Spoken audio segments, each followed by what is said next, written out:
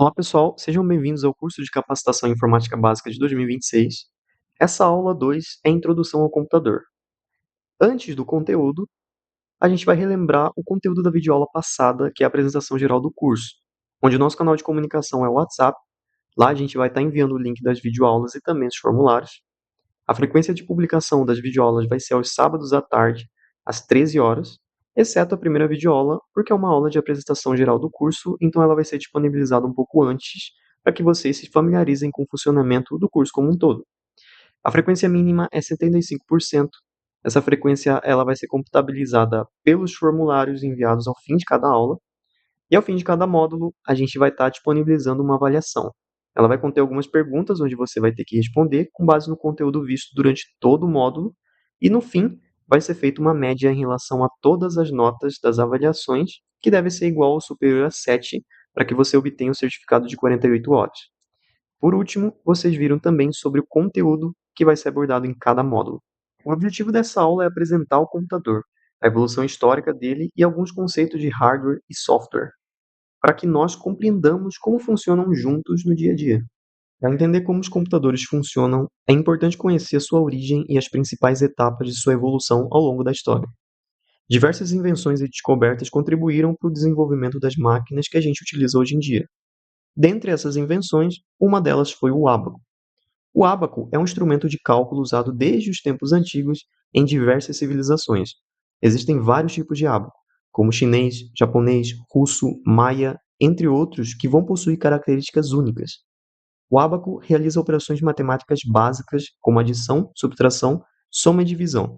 Geralmente, ele é composto por uma estrutura de fios e arestas, onde os elementos deslizam, representando um valor numérico. A origem do ábaco é um pouco incerta, mas existem evidências de seu uso em várias culturas antigas, como a Mesopotâmia, Egito, Grécia e China também. Hoje em dia, o ábaco ele ainda é utilizado por alguns países na educação básica para ensinar sistema numérico e aritmética. Com o avanço do conhecimento e da tecnologia, foram criadas máquinas capazes de facilitar as operações matemáticas. Nesse contexto surgiu a Pascalina. A Pascalina foi uma das primeiras máquinas de calcular mecânicas da história. Ela foi inventada em 1642 pelo matemático e filósofo Blaise Pascal, quando ele tinha apenas 19 anos. A Pascalina ela funcionava por meio de algumas engrenagens e rodas numeradas, que permitiam realizar principalmente adições e subtrações. Então, quando uma roda ela completava uma volta, ela movimentava a próxima. Esse sistema ele é muito semelhante ao sistema de vai um na soma, por exemplo. Essa invenção é considerada um passo importante na história da computação, porque mostrou que as máquinas elas poderiam ser criadas para realizar cálculos automaticamente, reduzindo o erro humano e agilizando o trabalho. Mesmo sendo limitada e cara para a época, a Pascalina ela influenciou o desenvolvimento de outras calculadoras mecânicas no futuro. Assim, a Pascalina ela representa um dos primeiros avanços que levaram séculos depois ao surgimento dos computadores modernos. Enquanto as invenções anteriores utilizavam apenas operações matemáticas básicas, alguns estudiosos começaram a pensar em máquinas capazes de executar diferentes cálculos de forma automática e programável. Foi nesse contexto que surgiu a máquina analítica. A máquina analítica foi um projeto de computador mecânico criado no século XIX pelo matemático inglês Charles Babbage. Ela é considerada por muitos historiadores como o primeiro conceito de computador programável da história. A máquina analítica ela foi projetada para executar diferentes tipos de operações automaticamente, seguindo instruções para isso. Essas instruções elas seriam inseridas na máquina por meio de cartões perfurados, um método que é muito inspirado nos teares industriais da época. O projeto da máquina incluía partes muito parecidas com as que existem nos computadores atuais, como uma unidade de cálculo, que é onde as operações são feitas, memória para armazenar número e resultado, sistema de controle para organizar as instruções passadas e também a entrada e saída de dados. Embora essa máquina nunca tenha sido totalmente construída na época, suas ideias foram extremamente importantes para o desenvolvimento da computação. Com o avanço da tecnologia, especialmente no século XX, surgiram máquinas cada vez mais complexas e rápidas. Nesse contexto, foi criado o ENIAC, considerado um dos primeiros computadores eletrônicos da história. O ENIAC foi um dos primeiros computadores eletrônicos de grande escala já construídos. Ele foi criado por John Presper e John William em meados da década de 1940 nos Estados Unidos. Ele foi projetado para realizar cálculos complexos para o Departamento de Artilharia do Exército dos Estados Unidos. Antes dele, esses cálculos eles eram feitos de forma manual ou com máquinas mecânicas, só que isso demorava muito tempo. O ENIAC tinha algumas características físicas interessantes. Esse computador ele era extremamente grande e ocupava uma sala inteira, como a gente consegue ver na imagem ao lado. E também ele pesava mais ou menos 32 toneladas. Ele utilizava aproximadamente 18.000 válvulas eletrônicas que eram destinadas aos cálculos em alta velocidade. E além disso, milhares de cabos e componentes elétricos. No entanto, as válvulas elas geravam muito calor e era propensa a falhas, o que exigia a manutenção constante dos engenheiros. Só que mesmo com essas limitações, ele era muito mais rápido que qualquer máquina anterior, conseguindo realizar 5.000 somas e 360 multiplicações por segundo. Porém, para programar ele, era necessário reconectar todos os cabos e ajustar todos os interruptores manualmente, o que tornava todo o processo muito demorado. O ENIAC marcou um momento muito importante da computação, porque foi ali que se mostrou que os computadores eletrônicos poderiam realizar cálculos complexos de forma muito mais rápida. A tecnologia dos computadores continua evoluindo rapidamente e, para facilitar essa evolução, os pesquisadores passaram a dividir a história da computação em gerações de computadores, cada uma marcada por avanços tecnológicos importantes. A primeira geração dessa evolução foi marcada pelo uso das válvulas eletrônicas para processamento, máquinas que eram muito grandes, caras e que consumiam muita energia. E a programação também ela era manual. Um exemplo disso que a gente viu foi o ENIAC. Logo depois veio a segunda geração. As válvulas antes usadas foram substituídas por transistores, que eram menores, mais rápidos e mais confiáveis. Os computadores passaram a ocupar menos espaço e a consumir menos energia. E foi aí também que surgiram algumas linguagens de programação. Na terceira geração, começaram a ser utilizados os circuitos integrados, que são os chips. Os computadores ficaram menores, mais rápidos e mais eficientes. Foi nessa geração que os computadores começaram a ser utilizados em empresas e universidades. Já as linguagens de programação foram evoluindo ainda mais, surgindo linguagens de programação mais avançadas. A partir da década de 1970, onde entrou a quarta geração, houve o desenvolvimento de microprocessadores, que concentram vários componentes em um único chip, além do surgimento dos computadores pessoais.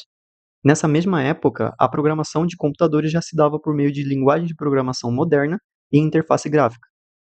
Nos dias de hoje, o desenvolvimento dos computadores é cada vez mais rápido e acessível. Surge o uso da inteligência artificial, internet e dispositivos móveis. Essa evolução mostra como os computadores passaram de máquinas enormes e restritas a laboratórios para equipamentos pessoais amplamente acessíveis, presentes no cotidiano de milhões de pessoas.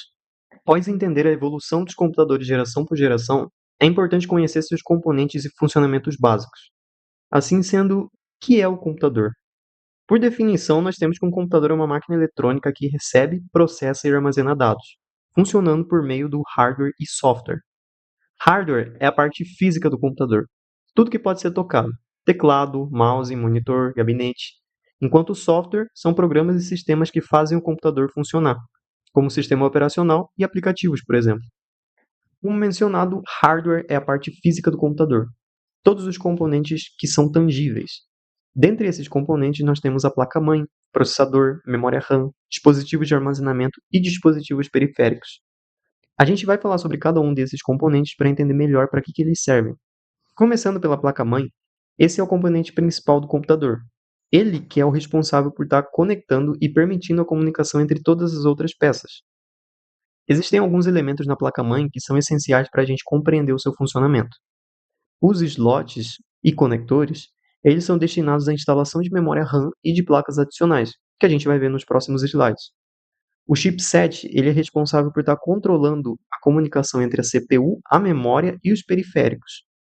A BIOS ela inicializa o computador e gerencia as portas externas.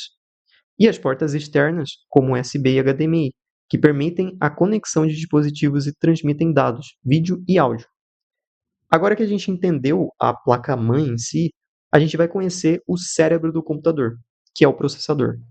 O processador ele é responsável por executar cálculos e instruções. E ele também possui alguns componentes. Os núcleos, que processam várias tarefas ao mesmo tempo, e é comum que quanto mais núcleos um processador tenha, isso é igual a mais performance. Então tem menos chance de estar travando, por exemplo. clock, que define a velocidade de processamento para tarefas que o computador vai executar, e cache, que é uma memória rápida interna para estar agilizando algumas operações que o processador ele vai fazer. Só que o processador, para ele estar trabalhando rápido, ele precisa de outro componente, que é a memória RAM. A memória RAM armazena temporariamente dados e programas em uso. Ela tem alguns pontos que cabe mencionar aqui. Um deles é que ela é volátil, ou seja, ela perde dados ao desligar o computador. Ela também tem módulos. Esses módulos eles são encaixados nos slots da placa-mãe. E por último, ela tem capacidade e velocidade. Isso significa que quanto mais capacidade a memória RAM ela tem, ela vai permitir multitarefas muito mais rápidas e desempenho melhor. Como mencionado antes, um ponto da memória RAM é que ela é volátil. E para solucionar esse problema de perda de dados, existem os dispositivos de armazenamento. Os dispositivos de armazenamento guardam dados e programas de forma permanente. Existem alguns tipos principais. O HD, que é o disco rígido, ele tem grande capacidade, mas é muito lento, porque dentro dele existe um mecanismo para estar gravando e lendo dados. Já o SSD, unidade de estado sólido, é rápido, sem partes móveis e mecânicas, como é no HD. Por último, existem aqueles dispositivos de armazenamento portáteis, que são os pendrives e cartões. Porém, para a gente gravar alguma informação no computador ou até mesmo estar interagindo com ele, a gente usa dispositivos que enviam e recebem informações, que são os periféricos. Os dispositivos periféricos permitem a interação entre o usuário e o computador, possibilitando a entrada e saída de dados. Dispositivos de entrada são aqueles que enviam qualquer tipo de informação para o computador processar aquilo. Um exemplo disso é o teclado, mouse, scanner da impressora. Já dispositivos de saída são aqueles que exibem algo para o usuário. Um monitor ou um projetor são alguns exemplos. Além disso, existem dispositivos multifuncionais. Esses atuam tanto como dispositivo de entrada e saída. Um exemplo disso é a impressora. Ela pode ser tanto um dispositivo de entrada, para enviar arquivos digitalizados, quanto de saída, enviando algum documento para impressão pelo computador.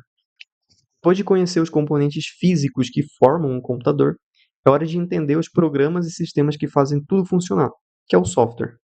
O software é a parte intangível do computador. Ele é formado por programas que executam tarefas e processam dados.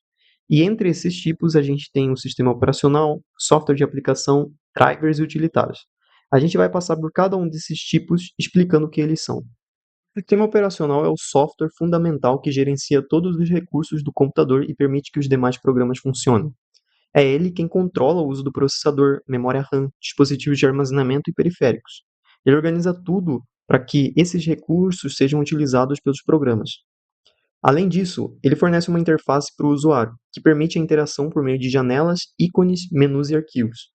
Também é responsável por gerenciar processos, arquivos, segurança de sistema e acesso aos dispositivos.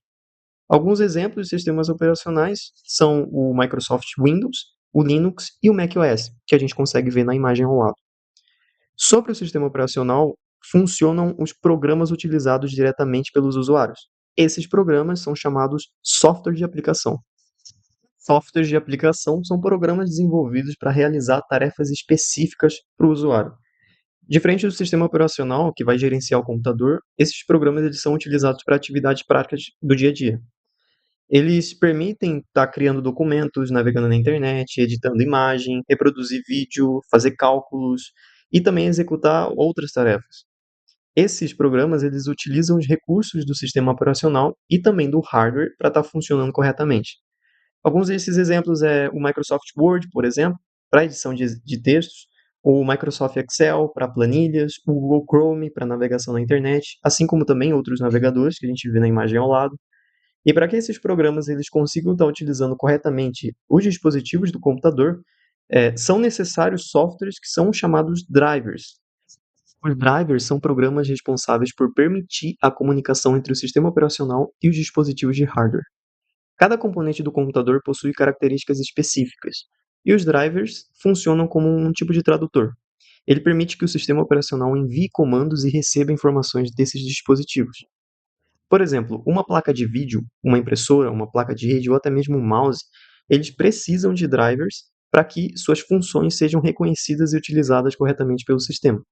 Sem os drivers adequados, o sistema operacional pode não reconhecer o dispositivo ou até mesmo não conseguir utilizar todas as suas funcionalidades. Além desses softwares, Existem também programas que ajudam a manter o computador funcionando corretamente, que são chamados utilitários. Os utilitários são programas desenvolvidos para auxiliar na manutenção, segurança e otimização do sistema operacional e do computador. Eles ajudam a manter o sistema organizado, protegido e funcionando de maneira eficiente. Esses softwares podem realizar tarefas como limpeza de arquivos temporários, verificação e reparo de discos, proteção contra vírus, compactação de arquivos e realização de backup de dados importantes. Quando a gente utiliza utilitários regularmente, é possível melhorar o desempenho do computador, liberar espaço de armazenamento e também aumentar a segurança das informações.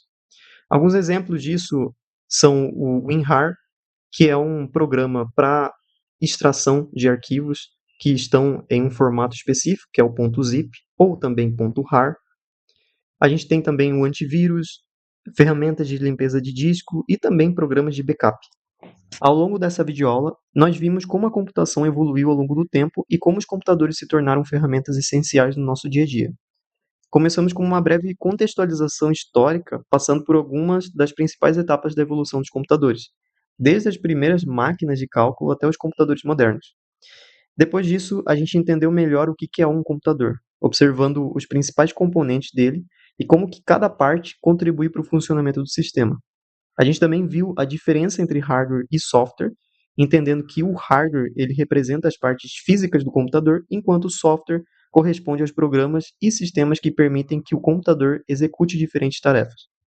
Com isso, a gente pode perceber que hardware e software eles trabalham juntos. Eles formam um sistema completo que vai permitir o processamento de informações e execução de diversas atividades. Antes da gente finalizar, é importante lembrar que na descrição desse vídeo tem um link para um formulário. Eu peço que todos acessem esse link e respondam as perguntas, porque o preenchimento do formulário vai ser utilizado para registrar a presença na aula. Bons estudos e até a próxima aula.